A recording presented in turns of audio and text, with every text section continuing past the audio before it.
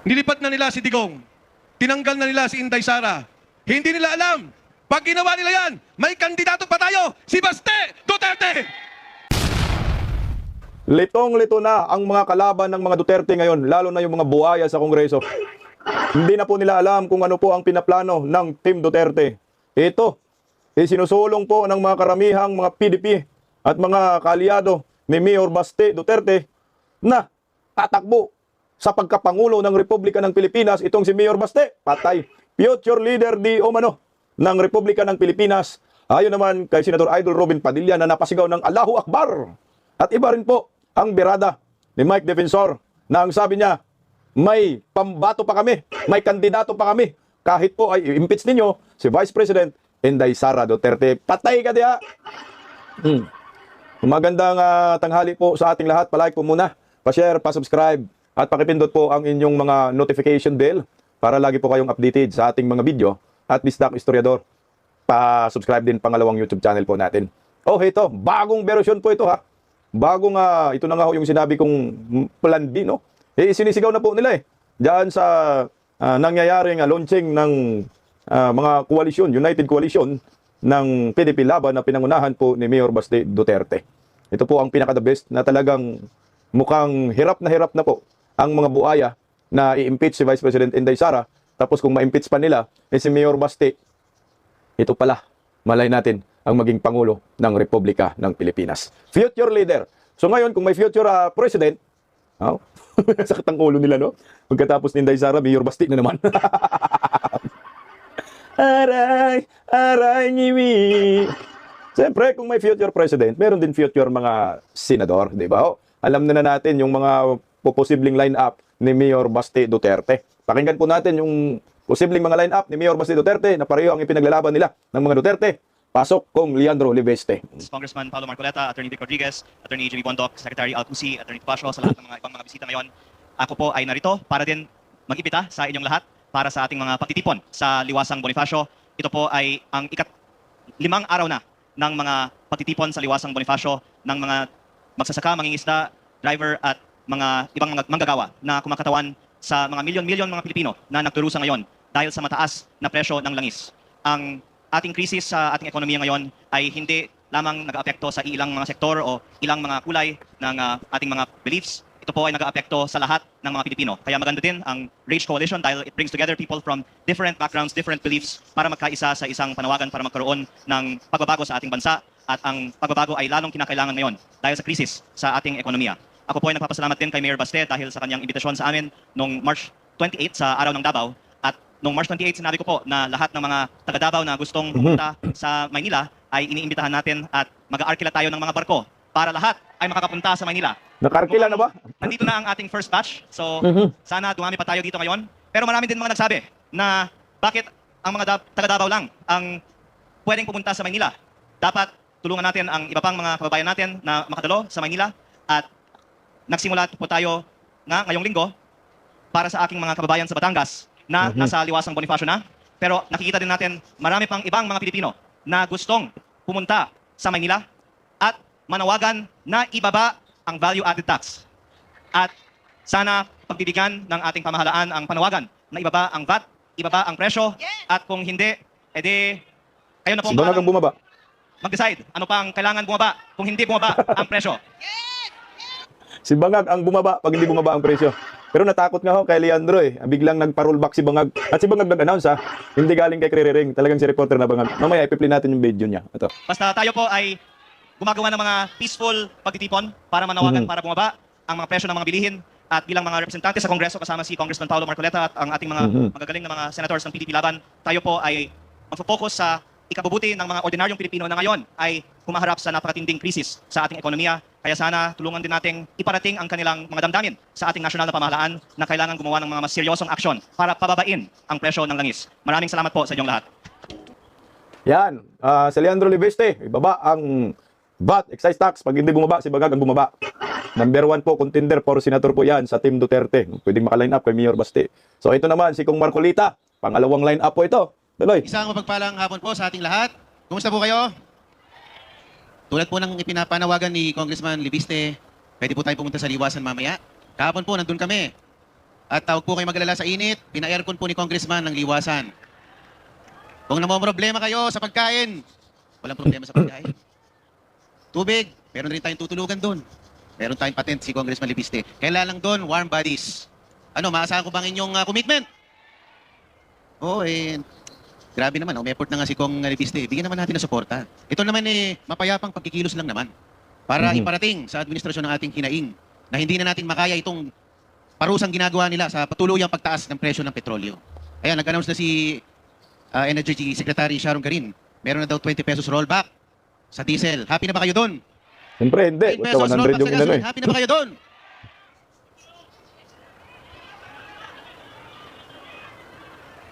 Nasigawan na sila, oh. Doon nyo isigaw yan sa liwasan para makarating sa Malacanang ang inyong hinaing. Sobrang hirap na daw.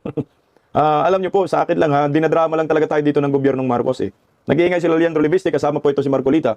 Alam niyo po ba, yung reporter sa Malacanang nag-announce, no? Nag-announce pa, mali-mali pa yung announcement. Magro-rollback daw bukas kasi ng langis, pero hindi po makatarungan dahil po yung itinaas lampas hanggang impyerno. Dapat ang goal dito ibalik sa dating presyo na 60-50 ang presyo ng langis. Pero ito si reporter na bungit, mukhang AI kasi blurred na laman doon sa background, anak ng gagawang. Bakit mahilig mag-blurred? Pakita nyo yung background kung legit, lagyan nyo ng date. No, ito, utal gihapon dong. Magandang araw po sa ating mga minamahal na kababayan. Meron po akong ibabalita sa inyo. Simula Martes, Abril na ang 14, Ano? Ano sabi niya? Simula Martes, Abril na ang 14. Yan tayo. Simula Martes, Abril na ang 14. Anong Abril na ang 14? Ang 14 ay 14. Kailan man hindi magiging Abril ang 14? At saka, ang Abril hanggang 30, hindi 14. Nangina, kaya hindi na tayo tumatama eh. Maski magbasa ng script, hindi matama-tama. Anong Abril ng 14?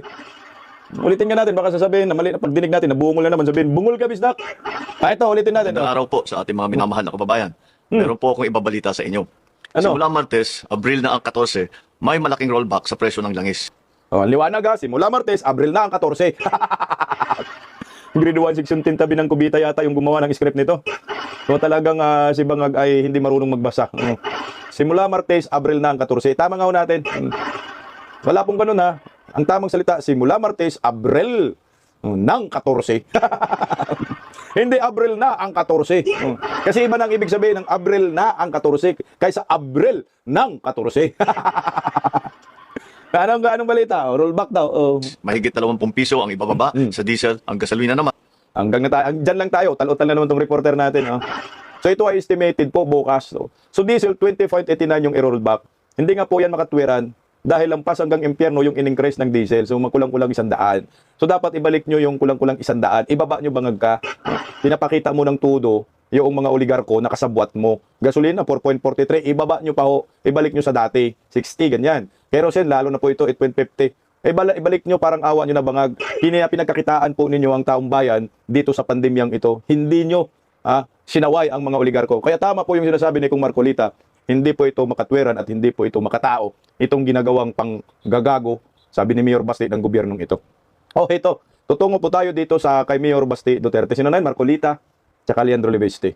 Sa talumpati po kasi nag-umpisa ni Binoy, ni Idol Robin Padilla, ang ideya na pwedeng magiging future president si Mayor Basti Duterte. Puta, inaiyak ang mga animal, no? Pagkatapos ni Inday Sara sa 2028, magiging presidente, Duterte pa rin sa 2034. So, hanggang dulo na, until Kingdom Come, puro Duterte. Pakinggan po natin si Senator Idol Robin Padilla. Allahu Akbar!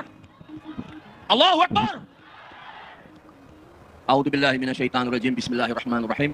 Alhamdulillah rabbil alamin. Bismillah wa salatu wa salamu ala Rasulillah. Assalamualaikum warahmatullahi wabarakatuh. Sumayin niyo po ang kapayapaan. Mga mahal kong kababayan, ito po ang araw na itinakda. Walang iba, kundi ang aking kapatid, ang aking pinagmamalaki, ang aking sinasaluduhan, ang bagong Pangulo ng Partido Demokratiko ng Pilipinas, laban si Bastian Duterte! Duterte! Duterte! Bigat. Duterte!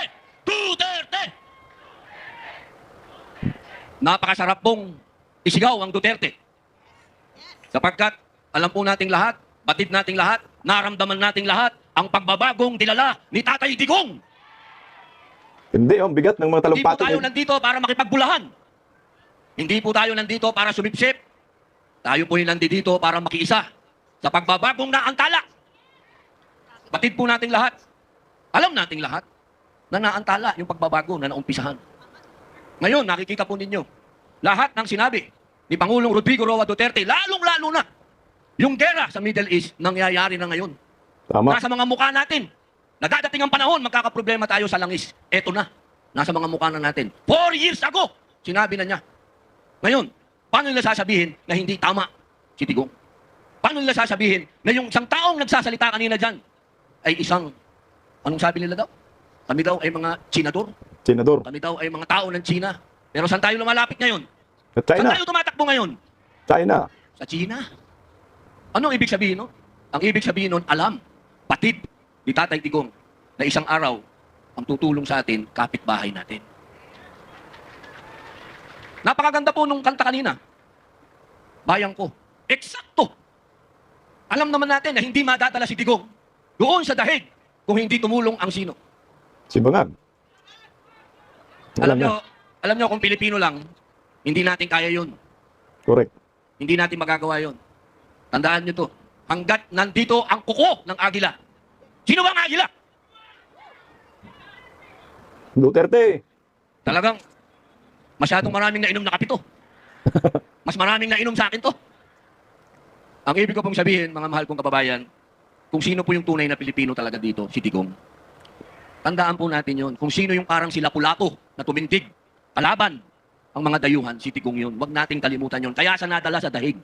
Dahil siya, sa panahon ngayon, ang bayani. Tandaan ninyo. Bayani yan. Dahil maikukumpara nyo yan sa mga una nating bayani. Sila Sakay, sa lola ko, kay Gabriela Silang, kila Jose Rizal, ang nakalaban, dayuhan. Kaya itong ginagawa natin, tandaan ninyo, ang binabangga natin dito, kapangyarihan ng dayuhan. Ang itinatayo natin dito, yung pagka-Pilipino natin, tatandaan nyo yan. Dahil tayo, kailanman, hindi tayo magpapasakop sa dayuhan. Mhm. At kailangan, Kaso sinakop Tatay na tayo Digong ay umuwi na.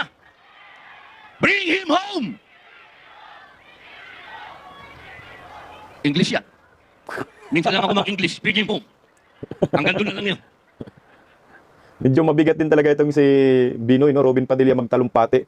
Parang si ano rin Attorney Harold Respecia. Pero tuloy po natin, gusto po natin marinig yung kanyang sinasabi na future president itong si Mayor Basti Duterte. Narito, hinggan natin. Bilang panghuling salita, gusto ko pong sundan ang sinabi ni Congressman Leandro. Totoo po yun. Kami po sa Senado, ni Senator Bongo, at ang iba pa pong mga congressman, pinipilit po namin na talagang yung excise tax, nagawa na po. Mhm. Payat yun. Pinipilit namin yung VAT. Maraming salamat kapag nangyari, malaking tulong. Pero kung sasabihin po natin, katulad po ng sinabi ni Congressman Marcoleta, yung mga oligarko, makinig kayo, mga oligarko ng langis, matagal na kayong pinangaralan ni Digong noong pa eh. Matitigas ang ulo ninyo eh. Matagal nyo lang niloloko ang taong bayan. Itataas ninyo, ibababa nyo ng konti, itataas ninyo. Ito ho yung panahon na huwag nyo na kaming lokohin. Dahil sobra na ho ang hirap ng tao. Ang lahat ho ng presyo ay nakasalalay sa Langis. transportation yan, diesel. Oh, nandito pala yung boss ko. Sir, June Esperon. Boss, mabuhay po. Partner ko yan, pinadala ko yan sa West Philippine Sea. Alam nyo, yung oil deregulation ho, yun Mhm. po yung batas na bumibiktima sa atin. 1998 po yan. Sana, kung talagang seryoso po yung mga senador at mga congressman na talagang bigyan ang taong bayan ng konting, alam nyo na, yung ginawa, yung oil deregulation law. Kailan yan ho ang dapat namin i-repeal o i-amend. Mhm. Yun ho, walang bulahan. Kapag yan ho, hindi nagagalaw yan, ibig sabihin, bulahan lang ho yan. Kasi yun ho ang nagsasabi dito sa mga oligarko ng langis kung anong gusto nilang presyo. Sila ho ang nagdidictate. Kailangan ho, tanggalin ho natin yan, ang kapangyarihan na yan sa kanila. Doon lang ho nyo malalaman na walang bulahan. Pero ngayon, puro bulahan lang po yan. Bilang panghuli, Ito. ako po yung nagpapasalamat sa aming chairman, acting chairman, Sir Alcusi.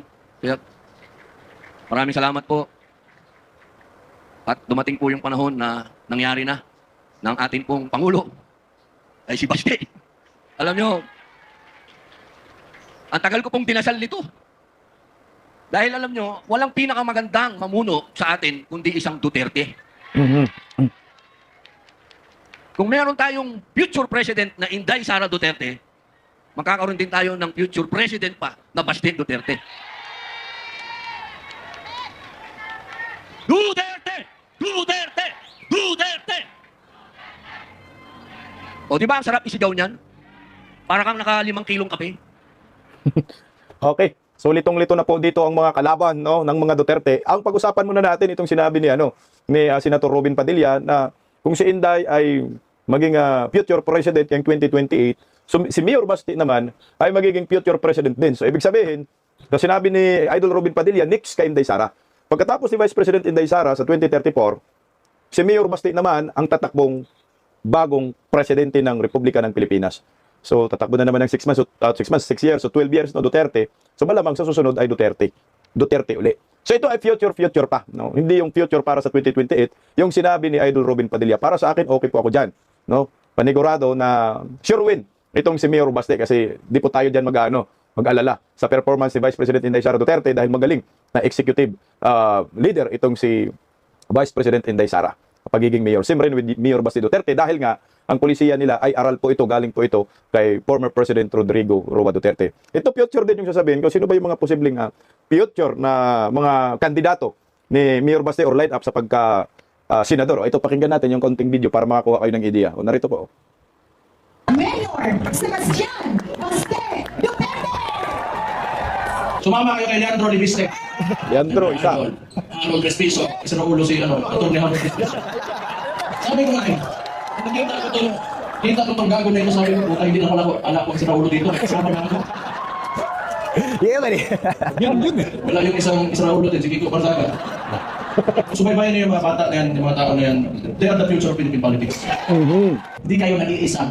Ako si Mayor Sebastian Duterte ng Davao City, kasama niyo. Anong sinabi ng Vice Presidente? Siya ay tatakbong presidente, kumilos na tayong lahat!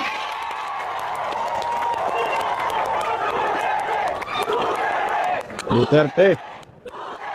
Isang ulo lang naman ang kailangan namin. Ang ulo ni Bongbong Marcos! Trending yan.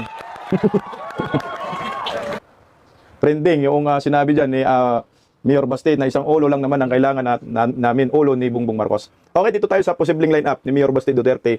Ito future, so ibig sabihin ng future ay 2034, hindi po yung 2028. So nabanggit na po niya, Leandro Libiste. Sabi niya, ito yung mga future leader ng Philippine politician. Leandro, Kiko Barzaga, Harold Respiso. So tatlo, Marcolita kasama rin yan. So apat yung mga bagito na posibleng magiging line-up ni Mayor Baste Duterte. Hindi pa natin alam yung iba. So ito, posible po itong mangyari. No? Pag naging Pangulo po, si Vice President Inday Sara, maging Pangulo naman talaga yan, matik po yan. Ang next pa rin po na presidente sa 2034 ay si Duterte pa rin sa katauhan ni Mayor Baste. At ngayon pa lang may ginugrow na tayo ng mga leader na mga nala-line up sa Team Duterte. Kay Mayor Baste na, no? Ang Mayor Baste, antindi talaga ng ng Duterte, no? Future na yung plano nila eh. Pero meron naman pong isa, no? Pwedeng magiging future lang, hindi magiging future. Meron namang posibilidad na mangyayari na sa 2028 ay po posible na si Mayor Baste Duterte ang magiging pambato ng PDP sa pagkapangulo. Ito po yung na-content natin kamakailan na Plan B. Pero ito galing na po sa bibig nila sa Reds Mayon Coalition, yung mga ideyang ito. Kanino po nang gagaling?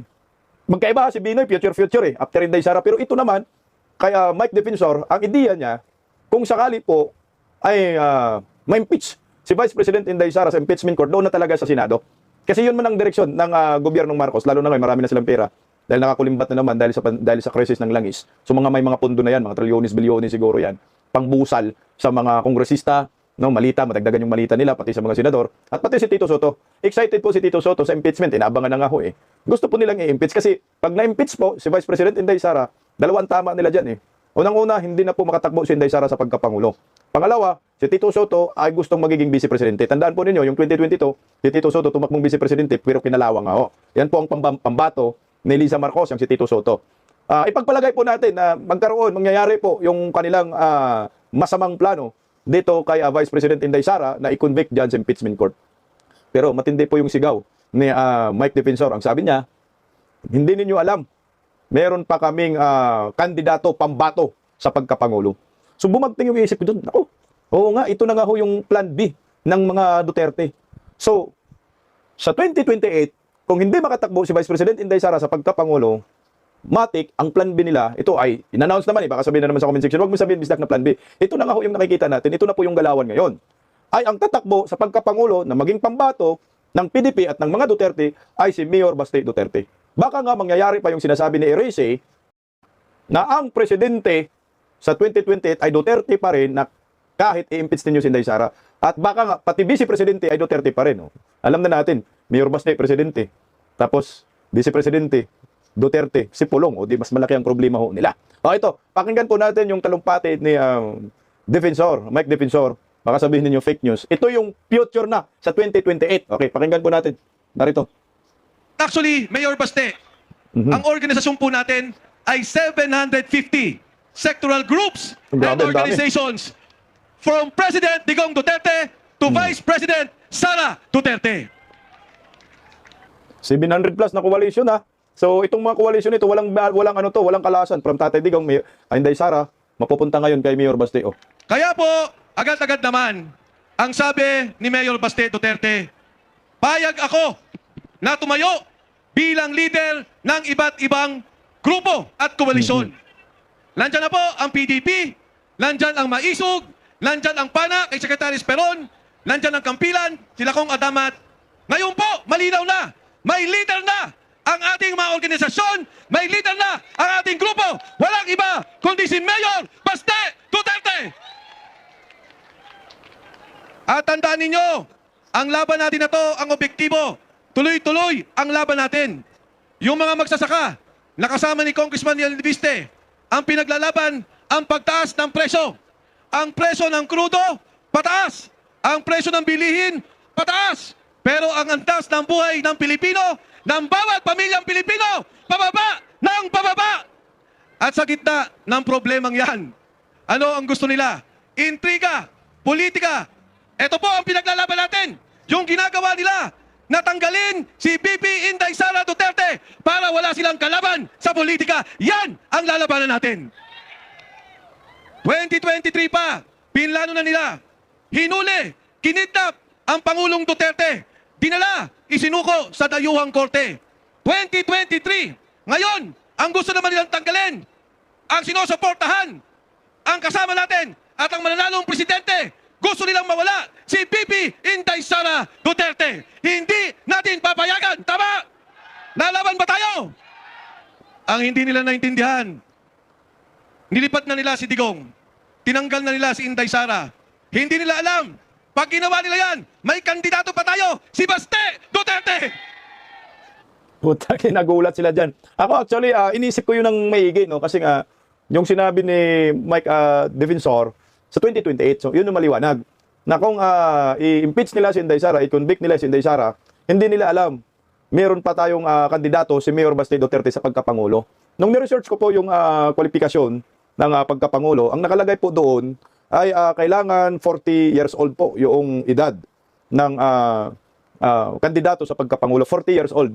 So ngayon si Mayor Baste ay ipinanganak po siya ng I think October, di ba?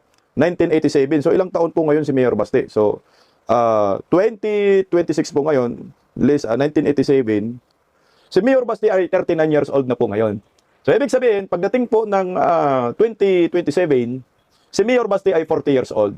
So ang sabi po sa batas, dapat pagtungtong mismo ng halalan ay 40 years old na ang kandidato sa pagkapangulo. Si Mayor Baste next year, 40 years old na siya ng October. So ngayon, October or November something, yung birthday niya, tingnan, search po natin para mas accurate po yung ating pagpapaliwanag. Mayor Baste, kailan ba birthday niya? Sebastian Basti Duterte. Ayan, oh. Ayan, tama nga po, November 3 pala, no? So November 3, 1987 si Mayor Baste. So ngayon ay 39 na po siya.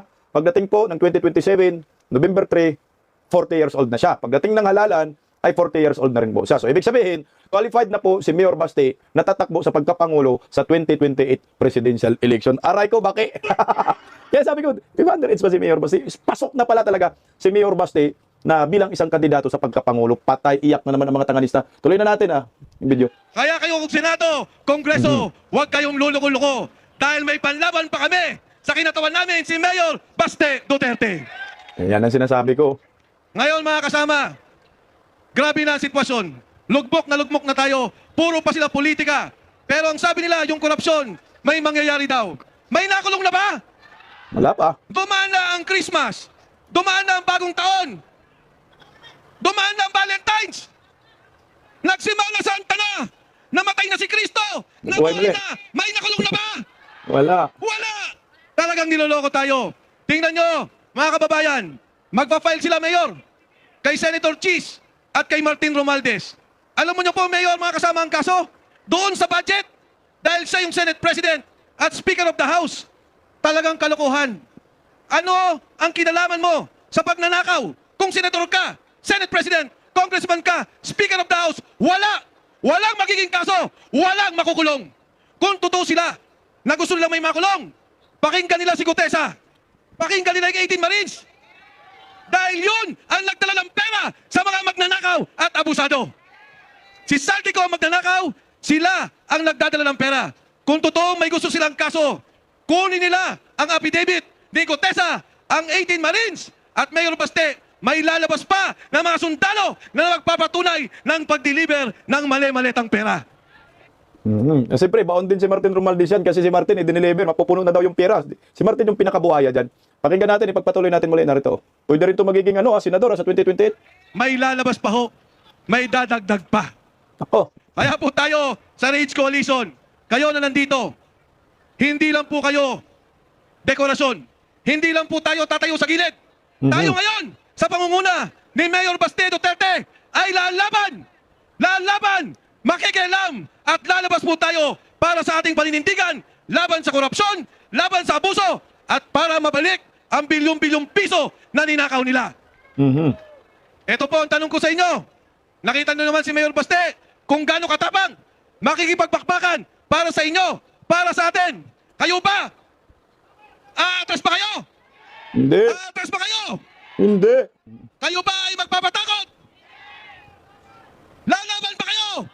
Mas malakas, lalaban pa tayo! Mabuhay ang pamilyang Duterte! Mabuhay ang sambayanang Pilipinas! At ngayon po, tinatawagan natin ang presidente ng ating koalisyon kasama ang iba't ibang organisasyon. Hindi lang po siya leader ng Davao, hindi lang siya leader ng Mindanao.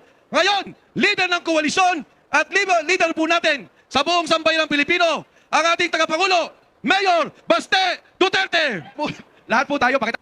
Ayan na po, nagdeklara na. No? Maliwanag na ho siguro. Yung sinabi po, talumpati ni Mike Defensor. Pero hindi po nagdeklara si Mayor Baste. So siyempre, ito ay plan B nga. No? Ito yung mga options ng PDP, ng mga supporters, ng mga Duterte. Kung sakali po, anong mangyayari? Kaya Vice President Inday Sara Duterte, alam na po ng taong bayan kung sino yung aakyat. At least ngayon guided na. Total, nagsabi naman si Inday Sara, natatakbo siya sa pagkapangulo. Pero ngayon nga, ang direksyon ng mga kongresista at mga senador, Marcos admin, ay i-convict si Vice President Inday Sara dyan sa sarsuelang impeachment laban po sa Vice Presidente. Pero nga, tama po yung sinasabi ni Mike Defensor, kayong mga senador, kayong mga kongresista, huwag kayong magpagkampante dahil may pambato pa kami, may kandidato pa kami sa pagkapangulo, walang iba kundi si Mayor Baste Duterte.